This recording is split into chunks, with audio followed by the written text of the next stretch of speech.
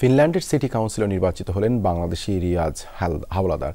দেশটির পিয়েতারসারি সিটি থেকে Swedish people's পার্টির হয়ে লড়েন তিনি। প্রথমবার নির্বাচনে অংশ নিয়েই চমক দেখালেন তিনি। রিয়াজ হাওলাদার ঢাকা বিশ্ববিদ্যালয় থেকে গ্র্যাজুয়েশন শেষ করে 2013 সালে ফুল স্কলারশিপ নিয়ে ফিনল্যান্ডের সেন্ট্রিয়া অ্যাপ্লাইড সায়েন্স ইউনিভার্সিটিতে ট্যুরিজম অ্যান্ড হসপিটালিটি ম্যানেজমেন্ট বিষয়ে ভর্তি হয়। সে বছরই ফিনল্যান্ডের একটি কোম্পানিতে চাকরির পাশাপাশি অনলাইনে গ্রোসারি ব্যবসা শুরু করেন। রিয়াজ হাওলাদার বলেন, এই বিজয় তার একার নয়, ফিনল্যান্ডে বসবাসরত সকল বাংলাদেশি ও অন্যান্য অভিবাসীদের জন্য মাইল ফলক। প্রবাসী বাংলাদেশি ও শিক্ষার্থী অধিকার আদায়ে সোচ্চার ভূমিকা রাখার প্রত্যয় জানান তিনি। এবারের নির্বাচনে 13 জন বাংলাদেশি প্রার্থী সিটি নির্বাচনে প্রতিদ্বন্দ্বিতা করেন, যাদের মধ্যে আরও একজন কাউন্সিলর নির্বাচিত হয়েছেন।